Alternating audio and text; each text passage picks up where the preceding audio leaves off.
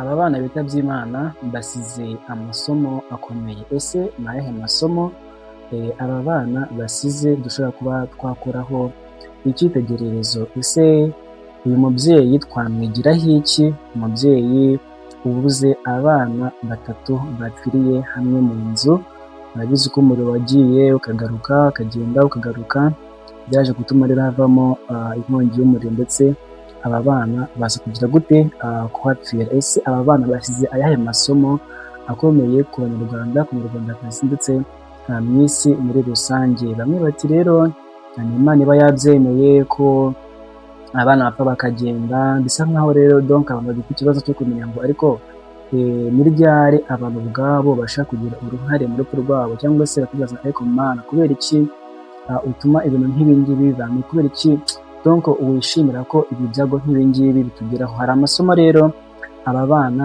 basize, niyo masomo ndi kugarukaho muri aya masaha. Ariko reka banze mbabwire ngo turi tariki 7 z'ukwezi kwa kabiri umwaka w'2026. Reka mbifurize icyumweru cyiza ndetse na weekend nziza. Imana ibahereze umugisha kandi ibasengereze inema zayo. Turi mu kiganiro ntangarugero mugezwaho umunsi ku munsi hamwe natwe. Reka mbabwire ngo mwasemo neza, abakoze subscribe, like, share no comment, ndetse n'abandi bari ubwa mbere ugeze hano tukanda subscribe, like, share no comment, maze ibiganiro byacu byiza bikugeraho kuri gatanu. Ese ni ayahe masomo aba bana basize tugiye kuba tuganiraho? Isomo rya mbere rero ngira ngo tuganireho, inshuti bavandimwe, ntabwo Imana ariyo itera urupfu. Ubundi murabona ko aba bana uko ari batatu bitavye Imana, uyu munsi bavuye mu buzima, bamaze no gushyingurwa. Ariko kwakira ko abana nk'abangaba bashobora guhura n'ibyago nk'ibi ngibi bakava mu buzima bakiri bato, bari bafite ejo hazaza heza, bari abana bari kuzagira igihugu akamaro n'umuryango akamaro, bari abana bari kuzahindura byinshi hano mu isi. Ariko ibyo byose bibaye impfabusa, aba bana ku myaka yabo mito cyane bavuye mu buzima. Ese twebwe abakiriho ni ayahe masomo dukura? Twebwe abakiriho ni ayahe masomo dukura kuri aba bana? Imana rero ntabwo ari itera iki urupfu, no, ntabwo ari byo nk'uko abantu benshi bagenda babitekereza. Ariko Imana kuki ibyemera nk'ibi ngibi? Ubundi Imana ntitonesha imyaka, no, ntabwo Imana itonesha imyaka. Abana n'abakuru bose bashobora guhura n'iki? Bashobora guhura n'urupfu.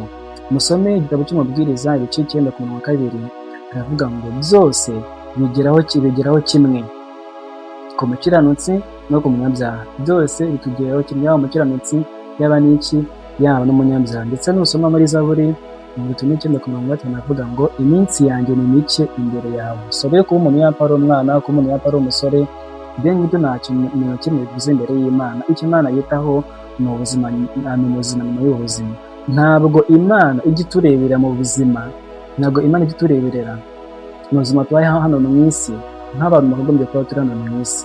Reka mbisubiremo, kuba turi hano mu isi ntabwo Imana igira ikiremwa muntu yiremeye mu buzima tubayemo hano mu isi ngo yumve yuko ariho hantu twakwiye kuba turi. None niyo mpamvu rero urupfu twebwe ubwacu twikururiye. Murabizi namwe basomye igitabo cy'Intangiriro mu gice cyaho cya 2 n'icya 3, murabizi uko urupfu rwabonetse. So nta kindi kintu kidukura muri iyi si usibye urupfu, kandi niyo nzira yonyine yari kugira ngo tuzagire gute tuzabashe kureba Imana. Ariyo mpamvu rero waba uruhinja, waba umuto, waba umukuru, waba ari mu myaka runaka, twese dushiduka twagize gute, twanyuze muri uyu muvumba cyangwa se muri iyi nyanja y'urupfu. So Imana rero ntabwo ari itera urupfu, ahubwo iha agaciro ubuzima. Kuvuga ngo niyo mpamvu ibi byose mubona bibaho. Urupfu rwinjiye mu isi tubona ingaruka z'icyaha, uburangare n'ibidukikije. Si uko ari Imana rero igira gute ibyifuzo, cyangwa se ari Imana ishaka abantu bagira gute, ishaka ko bapfa. Nusoma muri Ezekiyeli 18 umurongo waho wa 32 avuga ngo sinishimira urupfu rw'upfuye wese. Ni kubera ko nyine buri muntu wese ibi bintu uzagira gute bizamugeraho. Reka rero n'ubundi dusome muri Yesaya 55 umurongo wa 9 kugera ku 8 kugera ku 9, aravuga ngo reka tuhasome turebe uko havuga. Aravuga ngo ibitekerezo byanyu si byo byanjye, n'inzira zanyu si zo nzira zanjye.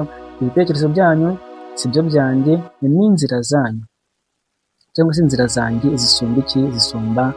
Zisumba izanyu. Si cyo nshaka kubabwira rero ni uko twebwe nk'abantu ibyo dutekereza ntabwo ari byo Imana itekereza. Niyo mpamvu mubona twabonye abakobwa muri iyi minsi, twabonye abantu benshi barimo kugenda bakora impanuka zikabica, imodoka ikabakandagira bagapfa, ari abakobwa ari abasore n'inkumi.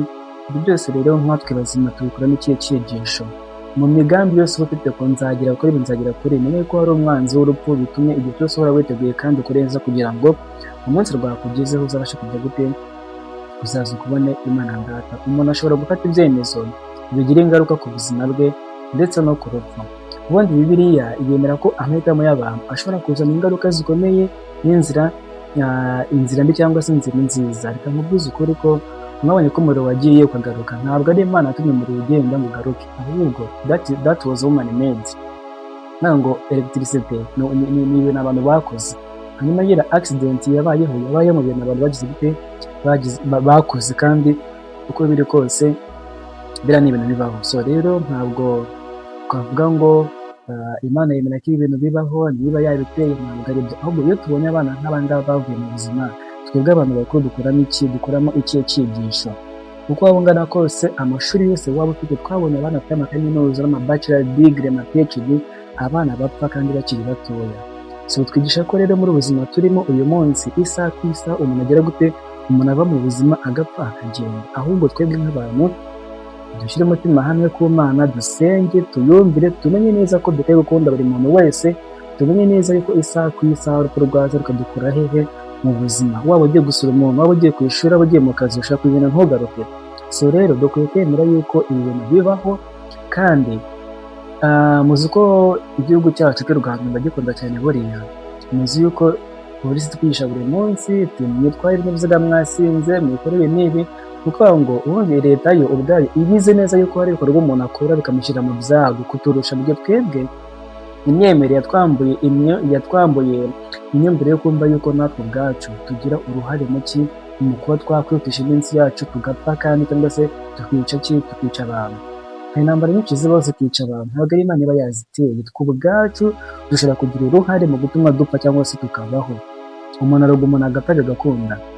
Cyakora Imana ku mugambi wayo hari byinshi dukora ikabisimbutsa ibyo ngibyo byose. Umushoferi aragenda agatwara yasinze, agakora impanuka zikangiza ubuzima bw'abantu. So rero ikindi nababwira ni uko Imana ubwayo yaduhaye inshingano zo kurinda abana, zo kubungabunga ubuzima. Rero nko ku bana, inshingano yo kurinda abana iri ku bantu, ntabwo iri ku Mana. Kuvuga ngo rero ntabwo ari Imana itera urupfu, ntabwo ari Imana yateye urupfu, ntabwo ari Imana izatumye ibintu byose bibaho. Iyo mubonye umuntu yitabye Imana, ntimukavuga ngo Imana niyo yabiteye kuko Imana yabyemeye. No, ibyo ngibyo ni ingaruka z'icyaha, bigomba kubinyuramo. Ahubwo iyo umuntu yapfuye tubyigiramo yahe masomo tumugira gute, atuma dukomeza kugira ubuzima, kandi twumva ko isaha n'isaha natwe ushaka kutugeraho, bityo bigatuma rero dora twitegeka tukagira urukundo. So rero nababwira ngo twihanganishe uyu muryango wagize ibyago. Nababwira ngo rero iyo tubonye ibintu nk'ibi ngibi bibaye, tuba dukwiye kugarura umutima hafi, tukibaza tuti ariko Mana, niba ibintu bibaye njyewe bimeze bite? Iyo usomye nk'ubu ngubu mu Bafilipi ibice 3:20, ndavuga ngo ubwenegihugu, kuko ubwenegihugu bwanjye buri mu ijuru. Ubwenegihugu bw'umuntu ntabwo buri mu isi, ubwenegihugu bw'umuntu buri mu ijuru. Igihugu Imana ivuga ntabwo ari cyo tubamo cyangwa se tubamo, ahubwo ni iki? Mu ijuru. So ibyo twakora byose rero, cyangwa se wongere gusoma mu Baheburayo 13:14, baravuga ngo nta mudugudu uhoraho dufite hano ku isi. Bivuga ko rero nta hantu namwe wahungira urupfu, nta umunani dufite hano mu isi usibye ubushorobwa by'inyo, nk'uko Minisitiri yakigira gute habivuga. So reka nabwira mu nshuti zanjye, mu kiganiro intangarugero tubagezaho n'ubundi amasomo amwe n'amwe y'ubuzima tugira intangarugero. Mureke rero dukomeze gusenga. Wowe urimo kumva uri muzima, shimira Imana, umenye neza ko isaha n'isaha nawe wava mu buzima, bityo uhore wiyeza umunsi ku munsi, ukora ibyiza, ntukunde amafaranga, ntukunde ibintu nyine kugira ngo donko umve yuko uzabigumana. No, ushaka kujya guca inshuro uyu munsi wataha ukagwa bikarangira, ariko nanone ukambura iki? Amahirwe cyangwa se umurava gukora kugira ngo witeze imbere. Ukomeze kugira ibihe byiza. Abashoferi twirinde gukora twasinze, ahantu bakora amakosa ashobora gushyira ubuzima bw'abandi mu byago, tubyirinde. Mbifuje kugira icyumweru cyiza na wikendi nziza. Imana ibarinde kandi ibongere iminsi yo kubaho. Uwiteka abahe umugisha kandi abahe amahoro. Murakoze cyane.